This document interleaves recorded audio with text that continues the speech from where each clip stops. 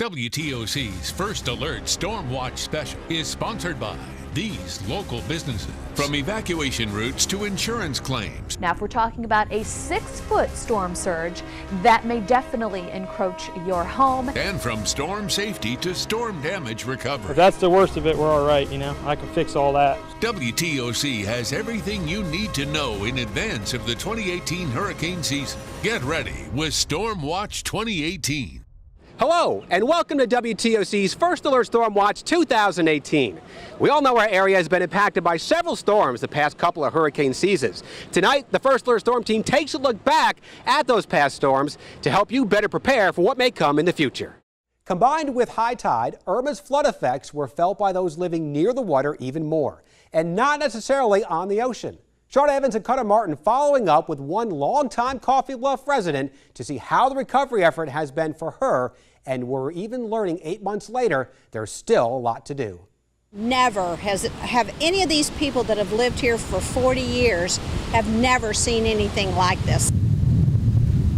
Water from high tide was pushed even further inland by Irma's wind, surging onto the roads in some areas, making travel impossible for hours around parts of the Coffee Bluff community.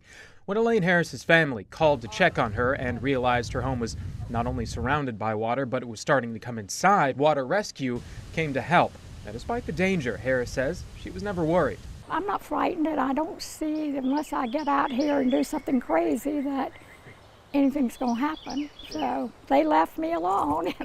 You said when they came up, the rescue crew, that the water was about waist level, right? Yes, it was. It was. The rising water flooded the first floor of her home, ruining furniture and creating a breeding ground for mold that had to be thoroughly cleaned out. 8 months later, renovations were still underway. Still without AC. Still without AC.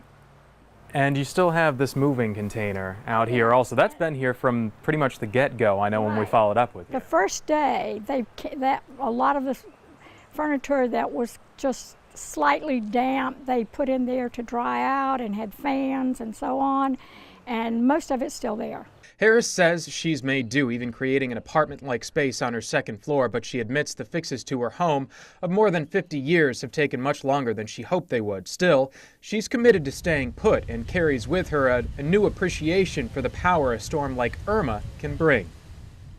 Water, wind, and isolated tornadoes all impact, so we must consider when a tropical storm system approaches our area. But your location determines your greatest risk. A coastal zone, the one typically impacted the most during a landfalling tropical system. We are watching closely for the risk of flooding, whether it come from storm surge or rainfall. Traditionally speaking, you run from the water, that's evacuation, and you hide from the wind. Destructive winds still possible in this zone, and we can be talking about extended power outages because of that wind. Isolated tornadoes typically your lowest risk, as they only impact a few folks, even in the strongest hurricanes. Working our way further inland north and west of the city of Savannah, it is about flooding, in this case rainfall flooding.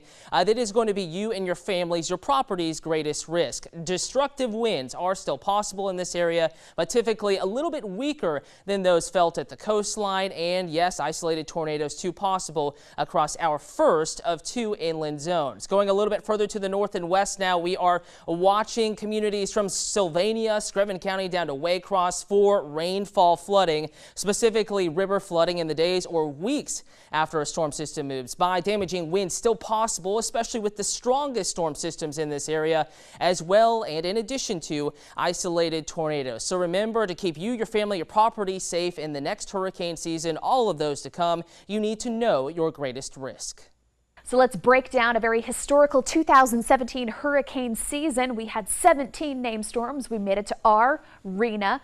10 were hurricanes, 6 were major, and 3 major hurricanes made landfall in America after a 12-year drought of no major hurricanes making landfall in the United States. And then you say, well, what about Matthew? That was a Category 2. It has to be Category 3 or higher to become major. So you see the track of Harvey, Irma, and then Maria off the eastern seaboard. But let's talk about 10. It wasn't even named. Potential Tropical Cyclone 10. Yeah, and it did some beach erosion in Hilton Head, Tybee, and the Golden Isles. It had wind gusts up to 50 miles an hour. So just because it's not named doesn't mean we don't take it seriously. During Hurricane Irma, we have reporters embedded all over the coastal empire and the low country, including our own Elizabeth Rawlins right here on Tybee Island. Tonight, she takes a look back at all the places she showed you during her 36 hours of live coverage right here on the island. Life on Tybee Island is alive and thriving. You would never know that just 9 months ago, this place was deserted. Homes and businesses were boarded up, bracing for Hurricane Irma. During the storm, we were hunkered down on the north end of the island. When it was finally safe to start assessing the damage, one of our first stops was Lewis Avenue, which was under several feet of water. Water in your dressers, in your clothes. Homes on this street also flooded during Hurricane Matthew. The day after Irma, we toured the island with Mayor Jason Buelterman. 9 months later, the mayor tells me the overall recovery cost for the city was only a couple of $100,000 compared to the $3 million from Matthew. But he says Irma hit individual pockets much harder. Matthew was a significant debris removal issue. Irma was a whole lot sadder. The wind damage that was caused from Irma was concentrated down near the pier, but getting there meant navigating through Irma's waters. When the surge finally hit during high tide, it flooded many of the roads around the island, including the main road here, Butler Avenue. In fact, this is as far as we could get for about 24 hours. It wasn't until the very next day that we could finally get down to the main strip to assess the damage. The roofs on some of the condos facing the beach were damaged, and some were completely ripped off, causing significant water damage to units inside. But many residents and business owners realized the damage could have been a lot worse if it wasn't for the dunes. But after back-to-back storms, now there's not much of a buffer between the beach and the island. The mayor says they've already secured state funding to replace the dunes that were destroyed, but the effort to rebuild them will be ongoing during this hurricane season.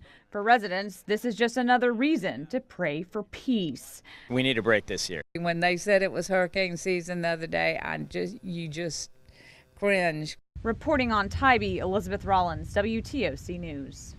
Well, it's officially hurricane season, and we've already had one named storm. Now, on average, we have 12 named storms, 6 of those being hurricanes, 3 of those being intense. The researchers at Colorado State are calling for a slightly above average number of named storms at 14, average number of hurricanes, and slightly below average number of intense or major hurricanes. NOAA has a little bit of a wider range, 10 to 16 named storms, 5 to 9 hurricanes, 1 to 4 of those being intense. So breaking this down by coast, on the East Coast there is a 39% chance of a major hurricane making landfall. That's up 8% from average, and on the Gulf Coast also 8% above average there as well. Now, no matter what happens this hurricane season, the First Alert WTOC weather team is going to be here to keep you safe.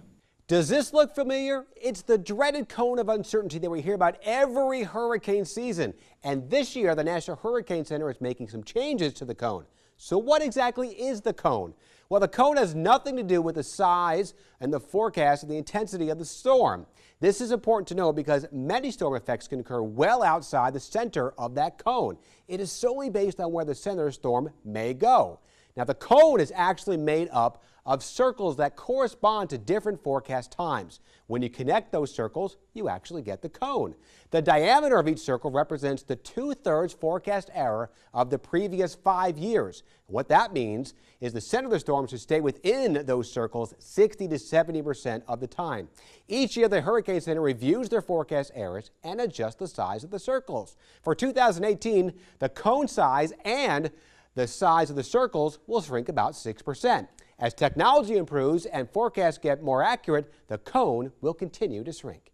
Besides the last 2 years here, it's been quiet for quite some time. But Carter Martin takes a look back at how many historic storms have actually hit our area. And speaking of historic, this blue Dodge Charger was unlike anything you've probably seen on River Street. Jamie Ertle explains why the Savannah River reached such high levels during Hurricane Irma.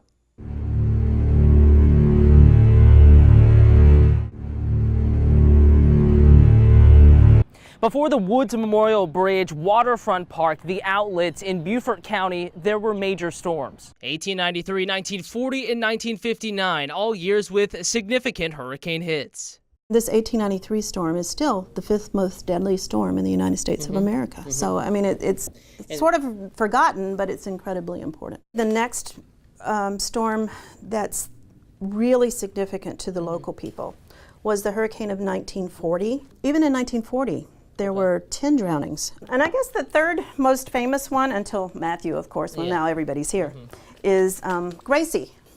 The National Guardsmen, of course, were here and running checkpoints.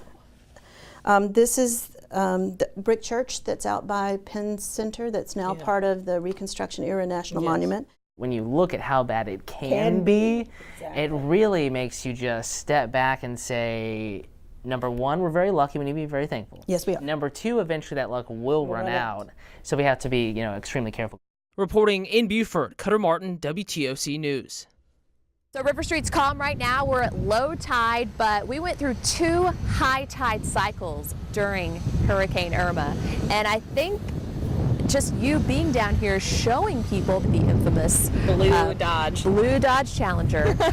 I don't know, I've never seen anything like that before on a river. There were waves crashing over onto it. So we saw the water get really high and then just sort of continue to get really high and flood for a while, but I don't think we really understood what was going on. Can you kind of, break that down for us? Let me go to the studio and try to explain storm surge a little bit better for you.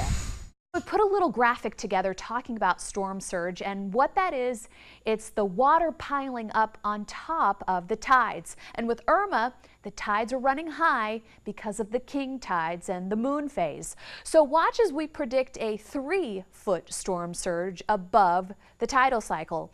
So depending on the elevation of where you live, a 3-foot storm surge may not encroach your home.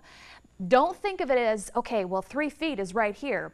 It's the 3 feet of elevation. And what is your elevation? Best thing to look at is the Chatham County flood maps. Now, if we're talking about a 6-foot storm surge, that may definitely encroach your home and your property. And then a 12-foot storm surge is devastating. So from 3 to 6 feet can mean a world of difference depending on your elevation. And once again, check the Chatham County flood maps, and we have that at WTOC.com. Flooding not just here in Savannah. WTOC went back to McIntosh County where they still have unrepaired damage from Irma 8 months ago.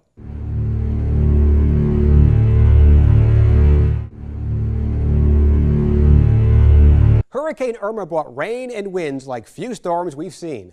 Bureau Chief Cannady returned to McIntosh County to see how some folks are still struggling to get back to their feet. Robert Everson has lived across the marsh from Sapelo Island all his life. Nothing could have prepared him for what Hurricane Irma would bring. Irma had a southeast about 70 miles an hour, and it was blowing directly toward me. Brought everything out of the ocean in this yard. Just up the road, Damon Winters and his wife live in the game warden house. Flooding and damage kept them out until April. With the marsh mud that was in here, I guess it's in the water and just settles as it goes back out. After the 3rd tide cycle, it didn't come back in the home anymore, but it had done its job by then. It had totally destroyed everything in the house. Rains and tides teamed to bring debris further in than anyone could remember. Matthew caused us a lot of wind damage, but this one caused the wind damage and the flood inundation. We had the wrong tides coming, or the right tides for Irma. It's been 115 years since water was that high up here. Some damage has taken longer to repair than others. Popple and other county leaders finally secured a pledge from FEMA this month to fix a road nearly washed away by Irma. Obviously, there wasn't enough money to fix the road that they were talking about reimbursing us for. It's going to take substantially more than that. Does it sometimes feel like you're haggling over the price of a used car? Definitely. Popple says the community still has other repairs to make to finally put Irma behind them. Folks seem to share 2 sentiments. 1, they had never seen damage like Irma brought here, and 2, they hope they never see it again. In McIntosh County, Cannady, WTOC News. Storm surge is a threat along the coast, but tornadoes can impact communities as far as over 100 miles away from a hurricane's center of circulation. Now, that's something Liberty County is familiar with.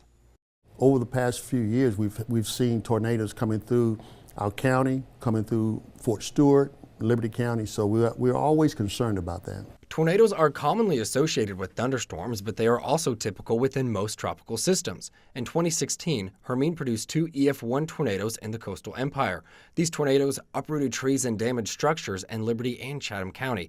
Since seeing the damage firsthand, Logan believes his community takes the threat of tornadoes even more seriously than in years past.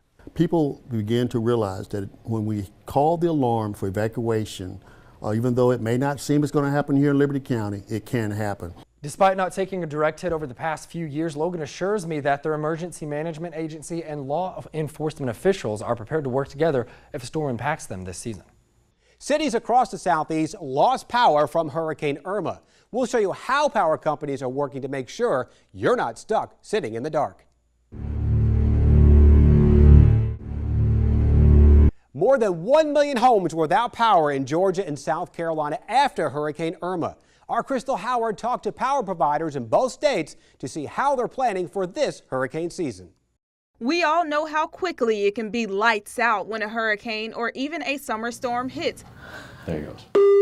But power companies say they're ready. We're on so you can be.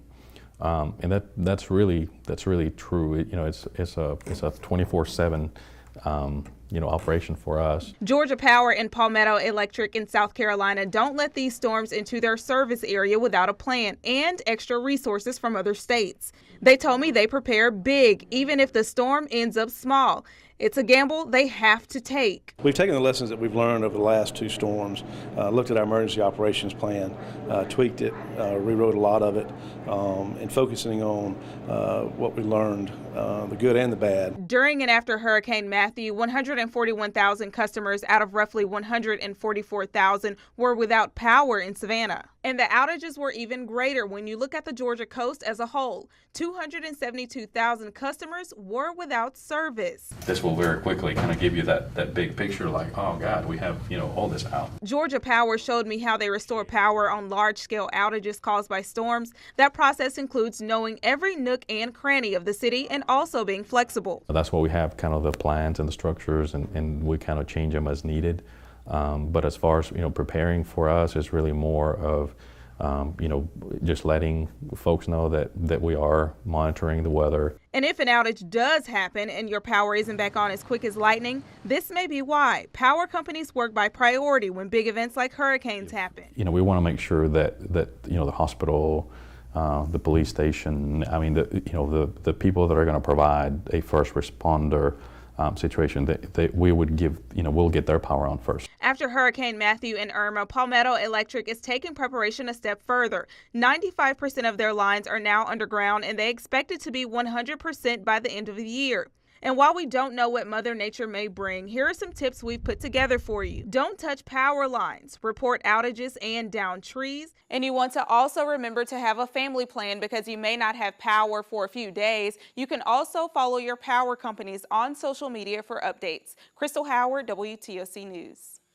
If you've been through the last two storms, you know that when the evacuation order goes into effect, it's time to go. Unfortunately, not everyone is able to get out. But if you plan in advance, you can get help. Here's our Cyreia Sandlin. The Georgia Department of Public Health wants you to know about the Hurricane Registry for those with functional, access, or medical needs. It's less stress on a person that has medical and disabled needs. Frankie Vaz is a diabetic who has trouble getting around. She signed up for the Hurricane Registry during both Irma and Matthew. I've been on the registry now for 3 years, and everything's been wonderful. Emergency health officials want the entire coastal empire to know who is eligible to sign up for this registry. Tammy Brown, Chatham County Nurse Manager, explains. It's a registry for Chatham County residents who have either a medical need or a functional need. By functional, I mean if they need some assistance with their activities of daily living to maintain their independence in a shelter. The district then partners with the state to decide where those residents will go. We work with our district office, who works with the state office, to find placement. So we arrange the transportation, and then the state will, based on the availability, decide what type of facility the residents will go to. It could be a hospital, it could be an inpatient hospice, it could be a nursing home. Vaz went to Augusta for the last two storms and could not ask for a better experience. The ride there and all is smooth. We have a police escort there and back, so it's wonderful, and everybody comes together. If you forgot something, they try to make it possible to get it for you. The big message from county officials: Sign up now before it's too late. If you meet the requirements for a functional access medical need, now's the time to be registered. If the hurricane's coming and you're trying to get on the registry, it may be too late at that point. Because at a certain point, you won't be able to get the help you need. The cutoff for the registry is 72 hours prior to the onset of tropical storm force winds arrival. And Voss says she is forever grateful for this service and everyone who makes it possible. I will continue to go as long as I'm alive. I will continue to go to Augusta because they're just wonderful, wonderful people. You can go online, download this application, and take it with you to the health department, or you can apply over the phone. It's one of the most important things we can show you tonight. Our Ron Wallace will walk you through the First Alert Weather App to make sure you're getting the most up-to-date tropical data and alerts this hurricane season. Let me show you what you need to know about our WTOC Weather App. Go directly to Settings, then select Edit Locations. There you choose the home location, and if you need to evacuate, you can select Follow Me. Next, select WTOC Alerts to receive alerts directly from the WTOC Weather Team. Make sure weather alert types and alert sounds are turned on. At the top, you get a personalized weather video from the First Alert Weather Team. Next, Live Radar gives you the option to view what you want to see by clicking the Layers button. Next, we have your hour-by-hour, a 10-day forecast, and the ability to watch WTOC live. The WTOC Weather App is a great tool to help keep you informed during the upcoming hurricane season. Thanks for watching WTOC's First Alert Storm Watch 2018. From the entire WTOC First Alert Weather Team, good night. WTOC's First Alert Storm Watch Special is sponsored by these local businesses.